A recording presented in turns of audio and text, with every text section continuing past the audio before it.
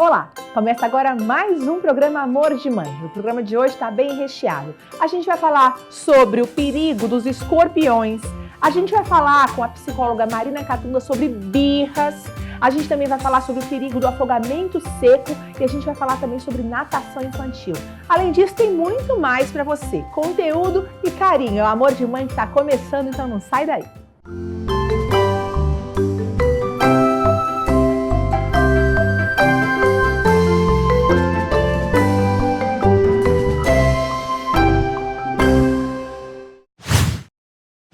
Olá, o pessoal do programa Amor de Mãe. Eu sou o subtenente Apoena do Corpo de Bombeiros. Venho aqui com você hoje para chamar a atenção de um problema recorrente aí em relação aos afogamentos envolvendo crianças. Chamo a atenção dos pais para esse risco, que é um risco muito grande, para que todos tenham conhecimento. Hoje o afogamento ele está em segundo lugar em relação aos acidentes que envolvem as crianças. Então chamo a atenção, a preocupação aos pais naquele problema que pode estar ocorrendo inclusive dentro da sua casa. Logicamente que o foco sempre acaba em relação às piscinas, mas além das piscinas temos outras causas, outros locais onde pode ocorrer esse tipo de problema relacionado ao afogamento. Chamo a atenção até mesmo piscina, brincadeiras em tanques de lavar roupa, em baldes ou até mesmo no vaso sanitário, onde existe o risco da pessoa, da criança no caso, ter o contato direto com a água e vindo inclusive a se afogar. Bom, o que seria importante aos pais, aos responsáveis, que fiquem atentos, sempre estar junto com as crianças, principalmente no que se refere à piscina, sempre estar acompanhando essas crianças no lazer relacionado a isso. Na iminência ou na evidência, ou no caso do acontecimento de qualquer coisa relacionada ao afogamento, num primeiro momento a gente tem que analisar duas coisas. Ela realmente se afogou, ela está inconsciente, ou essa criança ela só teve o princípio ali do afogamento, num primeiro momento. Então a abordagem inicial, caso ocorra esse afogamento, onde você tenha contato com essa criança e consiga retirar essa criança do meio líquido sem nenhum risco, então é necessário que se faça isso e na sequência ou faça o acionamento do Corpo de Bombeiros através do telefone 193 ou até mesmo do SAMU através do telefone 192. Na ocorrência onde a pessoa está se afogando, essa pessoa submergiu, ou seja, ela afundou, e existe a necessidade de retirada dessa criança do meio líquido, não seria o indicado que uma pessoa fizesse isso e sim um profissional, a não ser que você tenha uma situação de pleno controle, uma piscina que seja possível o acesso pela profundidade, que você consiga retirar, mas toda vez que tiver uma situação de risco, o acionamento do profissional ele deve ser a primeira intenção, a primeira ideia do responsável dos pais. Lembrando que na hora que for feito o acionamento é importante que as pessoas tenham uma calma na hora de fazer o acionamento, porque as pessoas acabam se perdendo na forma, naquilo que deve ser passado de verdade, porque às vezes as pessoas acabam se desesperando e no afã de querer fazer o acionamento acaba usando de informações que não auxiliam na chegada rápida ao local. E com tanto calor, a gente gosta de uma piscina, mas tem muitos perigos para os pequenos. Então, nada como a gente já desde pequenininho colocar na natação. É o que a gente vai ver agora, uma matéria sobre natação infantil. E não adianta, quando a gente fala em afogamento, a gente pensa logo, a criança, para não se afogar, precisa saber nadar. E é por isso que a gente veio na Movimento Livre, aqui em Aguaí. O José Geraldo, proprietário da escola de natação, há 35 anos, ensina muita gente a nadar. Ele é um expert no assunto. E aqui as crianças começam a nadar desde os 6 meses de vida. E a gente vai conferir um pouquinho da aula e saber mais da importância da natação para a criança. A natação para crianças traz inúmeros benefícios. Além de aumentar o vínculo afetivo entre pais e filhos, ela estimula o tônus muscular e as articulações, melhora a capacidade cardiorrespiratória, previne e combate doenças, promove um sono tranquilo, desenvolve as habilidades motoras e neumotoras. Saber nadar pode, além de desenvolver a criança, salvá-la, pois uma piscina é sempre atrativa para os pequenos. O professor de natação e proprietário da academia falou desses benefícios. Eu acho que é uma questão de segurança, e tranquilidade para os pais também, além de uma prática muito saudável, e muito educativa também, porque além de tudo tem a parte educacional, tem a parte que a gente faz de progressos dentro da natação, aliados à parte de coach, de emocional e tudo mais. Qual é a primeira lição que vocês procuram passar para as crianças? É realmente controlar a respiração? Isso. É o controle de respiração, é sentir a pressão da água no rosto, no peito, né? E também a autodefesa, que é pular na piscina e voltar para a borda. Isso é uma regra, assim, fundamental. Qual é o maior perigo hoje dentro de uma piscina para criança que não sabe nadar? São brinquedos, curiosidade? O que causa maior, que você acha que é mais perigoso? Eu acho que a própria água mesmo. A própria água já atrai. Se tiver um brinquedo na piscina ainda jogado, é pior ainda. Quem tem piscina em casa e tem uma criança pequena, coloca na natação e, além disso, coloca uma grade em volta como proteção. José Geraldo explica que na escola, desde os 6 meses, os bebês já aprendem e podem ingressar na natação. E depois as crianças maiores são identificadas por nível de habilidades. A partir de 6 meses. Com 6 meses, eles já tomaram todas as vacinas e já estão aptos a participarem do grupo de bebês. Os bebês são divididos em 3 níveis, bebê 1, bebê 2 e bebê 3, né? E depois eles já vão subindo de níveis e se desenrolando na natação. Eles vão por níveis de habilidades, né? Então eles começam os bebês, depois eles já começam. Os bebês são por idade. A divisão 1, 2, 3 por habilidade. De 6 meses a 1 ano e 3 meses, depois de 1 ano e 3 meses a 2 anos, de 2 anos a 3 anos. E de 3 anos para frente é por habilidade aí. Aí são toucas verdes, toucas vermelhas, touca azul claro, azul escuro, laranja, até chegar na preta.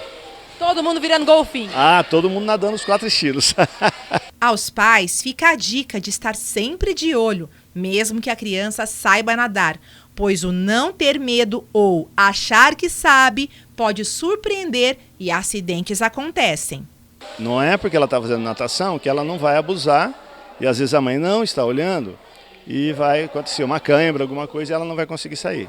E é o susto que faz o afogamento. Isso, além do susto, né? Porque tem criança, se ela estiver na natação, ela vai aprender a bloquear. Então ela vai cair, bloquear, vai subir e vai procurar a borda. Agora, se ela não faz natação, é o que você falou, ela vai bloquear e vai tentar respirar, mas vai estar com o rosto na água ainda. Aí que é o perigo. Aí que vai afogar. Na Movimento Livre, os pais aproveitam a natação das crianças para também se dedicarem à prática de outros esportes, como lutas e musculação. A garotada na piscina, além de aprender a nadar, garante a tranquilidade dos pais nos locais onde ela, a piscina, está à disposição. Para os interessados em Aguaí, as matrículas estão abertas. Então, como a nossa opção de horário é ampla, a gente não tem restrição de época, de tempo e de horário.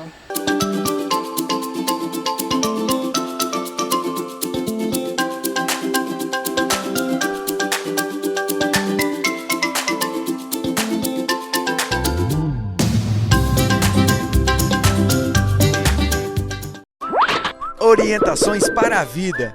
Afogamento. Mostre fôlego para aprender. Siga as orientações corretas. Evite nadar sozinho. Não tome bebida alcoólica antes de entrar na água. Procure ficar perto da margem. Nunca ultrapasse faixas e placas de avisos. Evite brincadeiras de mau gosto, como trotes e caldos. Não salte de locais elevados. Não deixe crianças sozinhas em piscinas ou à beira de lagos e rios. Prefira lançar flutuadores para salvar pessoas ao invés da ação corpo a corpo. Só embarque usando colete salva-vidas. Somente conduza embarcações se for habilitado. Você já ouviu falar sobre afogamento seco? Ele existe e é perigoso. A doutora Raquel falou um pouquinho mais pra gente sobre isso. Vamos ver? E aí, pessoal do Amor de Mãe, olha eu aqui de novo, Guto Moreira.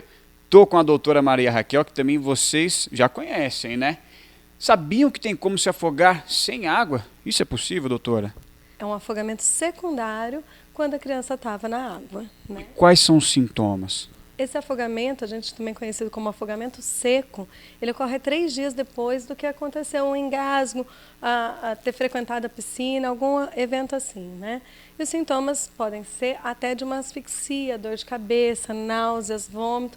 A criança fica com aquela sensação realmente afogada, mas a mãe até ligar isso, tipo, até 3 dias depois ela ainda pode estar com água dentro do pulmãozinho e ter esses sintomas. E quem deve ser acionado? Tem um número aí de emergência que precisa recorrer?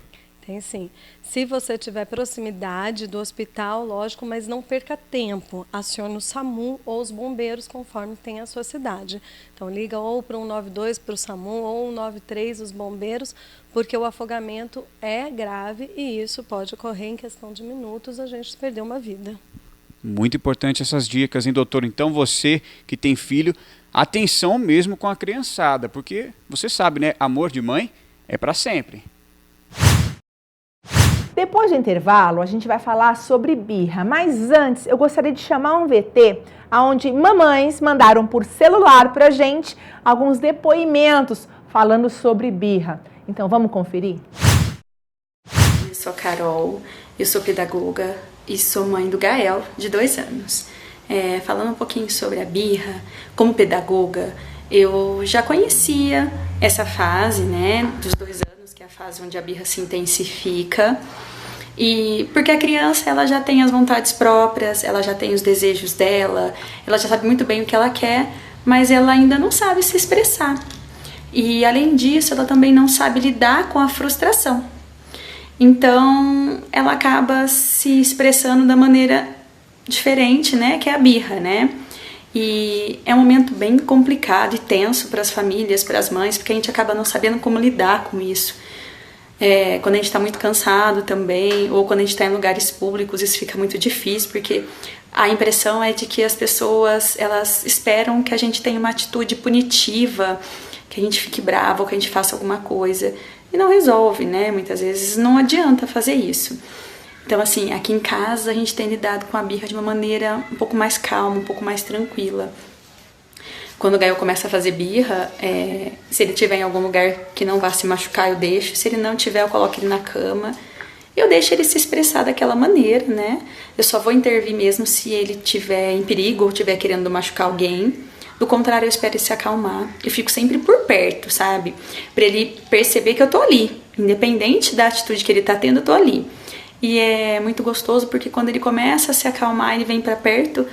E aí, muitas vezes ele pede um abraço, ou ele vem procurando um carinho, se ajeitando no colo. E aí, nesse momento, a gente se conecta e eu uso a frase mágica aqui. Filho, vamos conversar? Então, a gente conversa e eu explico pra ele que aquilo não podia fazer, ou o porquê daquilo, que eu entendo que ele está bravo, ou que ele está nervoso, ou que ele está triste, mas que eu não podia fazer o que ele queria naquele momento, né? E quando ele também fez alguma coisa que não foi legal, se ele tentou bater em alguém ou algo do tipo, eu também explico que ele não gostaria que fosse com ele, que aquilo não é legal. E aí fica tudo mais tranquilo. Quando as coisas estão um pouco difíceis, para eu manter a calma, eu tento pensar refletir bastante que eu sou adulta da relação, né? Então, eu penso, bom, eu tenho que ficar equilibrada, a criança é ele, eu sou adulta, eu tenho que ter o equilíbrio, eu tenho que estar centrada, eu tenho que mostrar para ele que aquilo também não está me atingindo, né? E desse jeito a gente tem conseguido lidar com essas birras, elas têm diminuído bastante e tá dando certo aqui. E é muito amor mesmo, porque essa fase passa e tudo vai ficar um pouco mais tranquilo. Mãe de primeira viagem, gêmeas, e como que eu lido com as birras das meninas que hoje estão com 4 meses? Então, eu vou citar uma coisa que acontece frequentemente, quase que diariamente. Toda vez que eu vou tirar algo das mãos delas, ou chamo atenção por alguma coisa que elas estão fazendo que não deve fazer, vem aquela birra, né? Eu brinco que parece coisa de comercial, achei que eu nunca fosse passar por isso. Então, se joga no chão, cai de joelho, chora, faz caras bocas, faz todo aquele drama. E como que eu lido com essa birra, né? Porque, assim, elas não me vencem pelo cansaço. Eu falo, não deixo que aquilo mexa comigo a ponto de eu ceder. Então, eu sou muito firme com elas, né? Muito delicada, com muito carinho, mas eu sou muito firme. Então, normalmente, eu abaixo no mesmo nível que elas. Explico por que eu fiz aquilo, por que eu tirei, por que eu tô chamando a atenção. E falo que não adianta chorar, não adianta fazer esse draminha, ainda não adianta fazer esse draminha porque a mamãe não vai poder fazer nada, entendeu? Eu não vou poder te devolver. Eu converso como se eu estivesse falando, acho, com gente grande. Às vezes eu penso assim, elas não devem nem estar entendendo o que eu tô falando, mas é a minha maneira de lidar com isso. Porque, é claro, gente, muitas pessoas falam, mas como é que você consegue? Eu tenho vontade de, pegar pelo pescoço. E claro que dá vontade, porque aquilo, né, te irrita de alguma forma, te tira do sério, ainda mais a gente que trabalha fora e tudo mais. Mas eu acho que a gente não pode ser vencido pelo cansaço, pela exaustão, pelo estresse, né? Então a gente tem que tentar corrigir isso de forma delicada, de forma madura. Então a minha forma de lidar com as birrinhas das meninas é essa, sempre abaixar, explicar o porquê que eu estou fazendo aquilo e muito seriamente e de forma delicada falar que não adianta fazer, né, dar esse show, vamos dizer, que a mamãe não vai poder fazer nada. E o que acontece no final? Elas levantam e saem como se nada tivesse acontecido, entendeu? A gente vê que aquilo é uma birra, que é uma encenação. E tem dado certo, né? Se eu tô fazendo certo ou errado eu ainda não sei, mas é uma forma que eu achei que me deixa segura e que eu acho que eu tô criando de forma, educando de forma carinhosa as meninas, não passando a mão na cabeça, mas, não sei, tá? Eu acho que tá legal. Para a primeira viagem, vamos ver o que é criar e educar os filhos, né? Quando a gente tá falando de lidar com birras. E para falar sobre birra, comigo a psicóloga Marina Catunda, que é expert no assunto, mesmo porque ela além de profissional, é mãe, tem filhos e também está nessa fase, viu? Tudo bem, Marina? É um prazer ter você com a gente. Tudo bem, Jane. Fala pra gente, como a gente viu no vídeo anterior, as mamães sofrem com tanta birra de criança, eu também estou passando por essa fase, você também. Também. Mas o lado profissional agora, por que a criança faz birra? Porque muitas vezes ela não consegue, de alguma forma, expressar o que ela está sentindo, ela tem dificuldade de lidar com a frustração, né? E aí ela se joga no chão, chora. Ai, Jesus, a gente sofre com isso. E como que tem que ser o comportamento enquanto mães? A gente tem que fazer... Deixa a criança lá fazer aquele escândalo e as pessoas ficam olhando quando é lugar público, você... Não é comigo?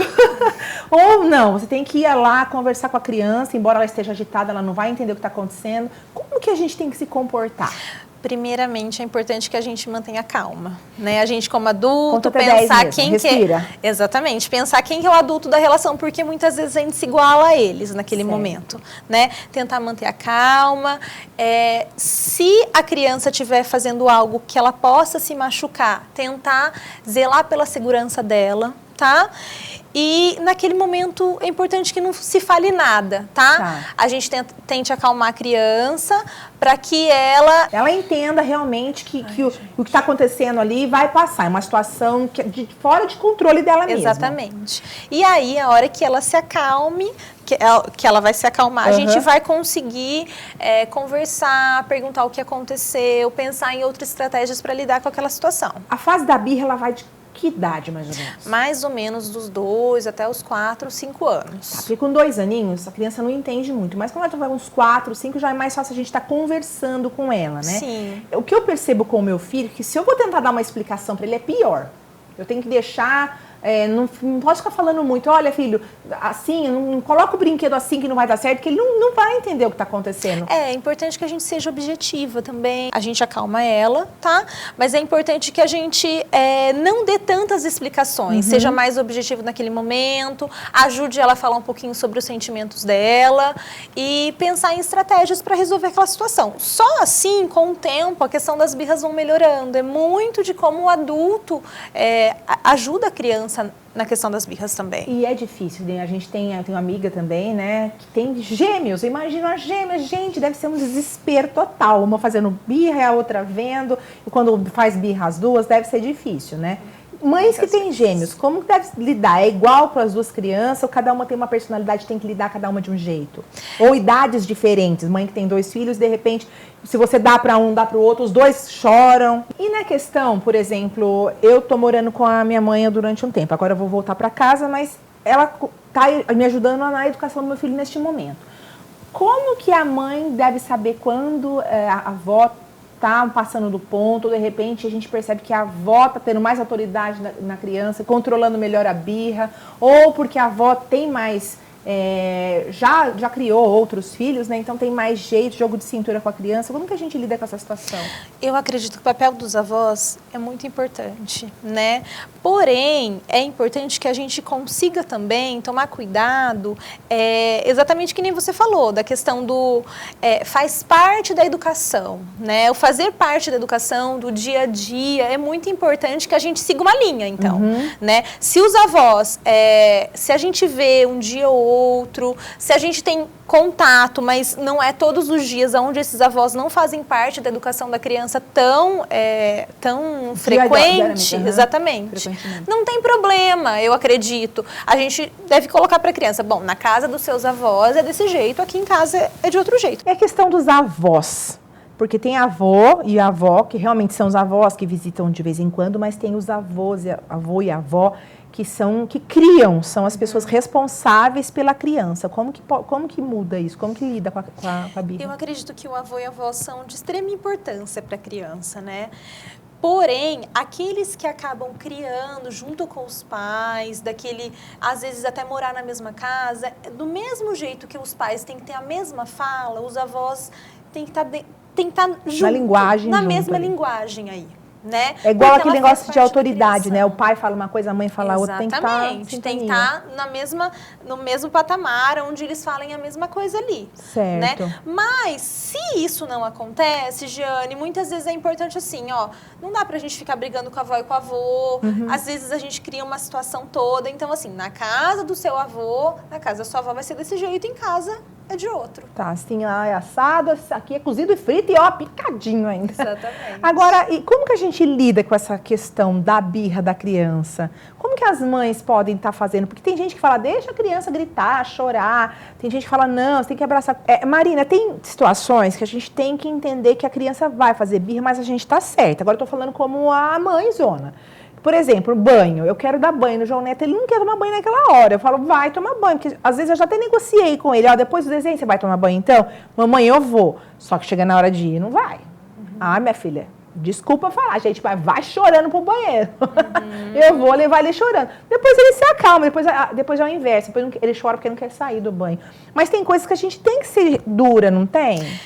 A gente tem que tomar cuidado, Jane, pra gente não brigar por tudo, né? Porque senão a gente, além da gente se tornar muito chato, o ambiente se torna muito pesado também, né? Então, eu acredito que tem algumas coisas que não dá pra gente negociar, que a gente fala que são as regras inegociáveis. É a questão da escola, se ele quer ou não ir pra escola, fazer a tarefa, tudo que é ligado à escola. Tá? Certo. A questão da saúde, ir ao médico, tomar vacina, tomar remédio, tomar banho, tá? Escovar o dente e tratar bem as pessoas, tá? Fora isso, tem coisas que a gente pode negociar, tá? E dentro dessas regras inegociáveis, a gente pode combinar com ele sobre algumas coisas, por exemplo, exatamente que nem você falou do banho, né?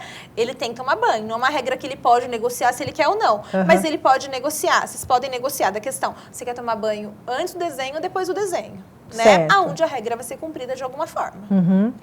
Porque conversando que a gente se entende, a gente vai colocando para a criança agora, para ela ir aprendendo e lidando com esse sentimento, né? E essa frustração que você falou, às vezes a criança está brincando com o negócio, não dá certo, ela acaba brigando. Uma outra questão é a violência. Muitas vezes ela se frustra, ela acaba querendo bater, agredir a gente. Como que a gente tem que se comportar nesse caso? A gente tem que segurar, né, a criança de uma forma e colocar muito, muito firme para ela. Eu não quero que você me bata. E é legal a gente fazer aquele negócio de abaixar, ficar na altura da criança. Isso, nós não batemos em ninguém. É importante que a gente seja firme, a gente sabe o que está falando, né? E a questão do tom de voz. Não adianta só a gente impor alguma coisa para ela e a gente falar, ai, filhinho, por quê? Não, assim eu não quero. Ser firme com a criança. Eu falo assim, quem que manda? Brava, gente. Eu consigo ser brava. Ele fala, é a mamãe. Ele já Porque sabe, assim, né? porque a mamãe é boazinha, mas tem coisas que só a mamãe pode fazer, ela tem que ser, porque cabe a gente mesmo, A gente é autoridade. a pessoa que está cuidando, o cuidador, tá, gente? Quando eu falo amor de mãe, a gente se coloca como mãe, eu sei que às vezes tem tias que criam, né, os sobrinhos, tem avós que criam os netos, então, enquanto cuidador. E agora, assim, a gente tá já, infelizmente, nosso tempo já está quase chegando ao fim, mas assim, quando a gente vê uma criança fazendo birra, não é a nossa, uma criança fazendo birra, se jogando no supermercado ou no shopping. Como a gente deve se comportar de ver aquela situação? Ajuda a criança, ajuda a mãe, conversa com a mãe, não fala nada, fica quieto, finge que não viu.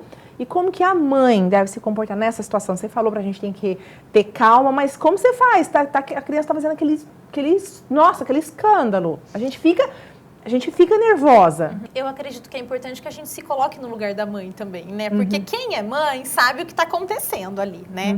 Então, muitas vezes eu acredito que é importante que a gente não se meta faça ali, nada. não. A gente, como telespectador, não dá pra gente se meter. Não sabe o que tá acontecendo, não, não é sabe uma o situação contexto. ali, né? De repente a gente vai falar alguma coisa, a gente vai tirar a autoridade daquela mãe, Sim. né? Então, É deixar só chegar que eles assim, se pôr a mão resolvam. no braço dela assim, já passei por isso, tenha calma. Não é Vai dar fácil, tudo né? certo, Não gente. é fácil. Então é isso, a gente não tem o que fazer mesmo. E a mãe que está passando por essa situação, é só manter a calma, porque nessa hora a gente fica... Muitas vezes a gente... É porque o dia a dia tem a questão toda estressante também, né? Não é só... Não, é o dia a dia, muitas vezes é supermercado, é em algum lugar mais público. Por isso, Jane, que eu acredito que quando a gente vai sair, tá? É importante que a gente tente antecipar e preparar a criança para aquele momento. Então, assim, eu sei que muitas vezes observar o comportamento da criança, ela tá com fome, ela tá com sono, teve alguma mudança significativa naquele dia, naquele ambiente, naquele momento, né? Tá passando por isso. Eu sei que a questão das birras podem aumentar. Tá? Então, assim, olha, filha, eu vou no supermercado, eu vou comprar algumas coisas e você pode escolher uma coisa. Ou então, hoje eu não posso trazer nada. Preparar a criança para que a tendência diminua da birra. Não que a gente sabe que muitas vezes pode ser que aconteça, mas é uma preparação do ambiente ali. Na verdade, gente, no fundo é nós, enquanto adultos, a gente tem que se controlar. A criança, como você falou, ela está aprendendo a lidar com frustrações. A gente mesmo, enquanto dá vontade de dar um soco na gente, puxar o cabelo, ficar louca, de surtar, né?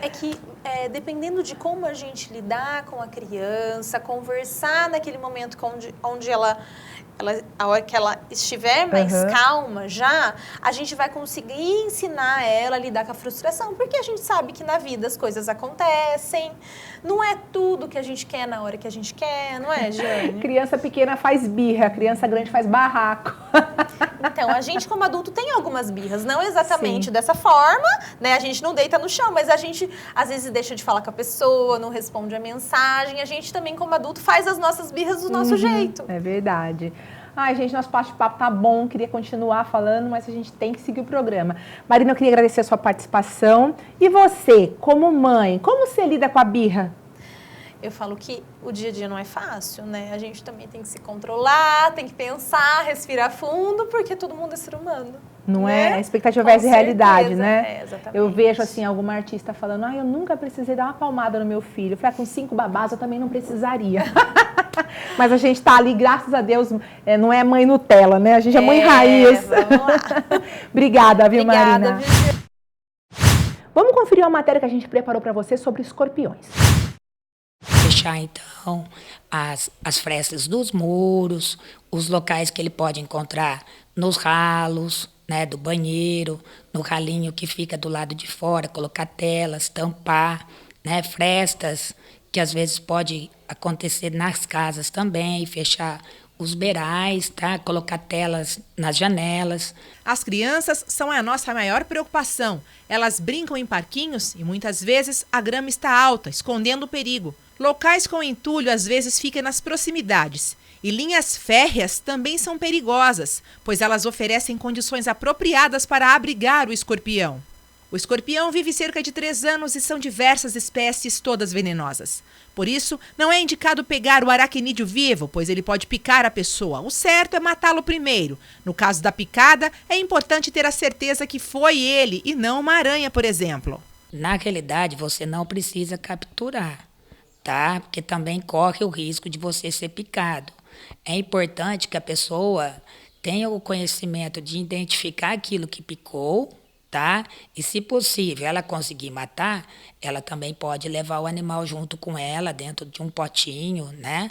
Tá? Porque na hora do atendimento, talvez no nervosismo que a pessoa tá, ela leva imediatamente ou faz o socorro dessa pessoa e esquece do animal que picou, tá? Então, no caso do escorpião, né? Se ela não conseguir identificar, porque talvez pode ser uma aranha, tá?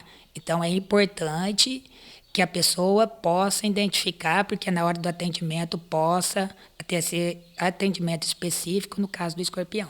Pais irresponsáveis, todo cuidado é pouco. Nessa época do ano, cuidem da segurança de suas residências e redobrem a atenção ao levar as crianças para brincar fora de casa. Oriente as crianças maiores a não mexerem com nenhum inseto que virem. O escorpião se alimenta de baratas, então a indicação é evitar esse inseto. Evite também papelão, madeira e material de construção em casa ou no quintal. E no caso de alguma picada, o local de referência para a aplicação do soro é a Santa Casa de Misericórdia de São João da Boa Vista. E o programa Amor de Mãe dessa semana fica por aqui. Semana que vem tem muito mais, viu? Sempre com conteúdo novo para você, entrevistas que fazem a diferença na sua vida. Então não esquece, você continua a semana toda assistindo a gente aqui na TV União e depois também pode conferir através do nosso canal do YouTube, onde você pode compartilhar essas matérias com todas as pessoas que você acha que pode gostar, que podem estar gostando do conteúdo. De repente você tem uma amiga, uma vizinha que pode ser muito útil para algo que você viu e assistiu aqui. Então participa lá. Aproveita, nos siga nas nossas redes sociais também, vai lá no nosso Instagram, fique por dentro de tudo que está acontecendo aqui no programa Amor de Mãe e dos bastidores da TV União. Semana que vem a gente volta com um programa novo, especialmente feito para você. Obrigado pela sua simpática audiência e continue com a gente. Um beijo até semana que vem. Amor de Mãe é mais amor na sua TV. Tchau.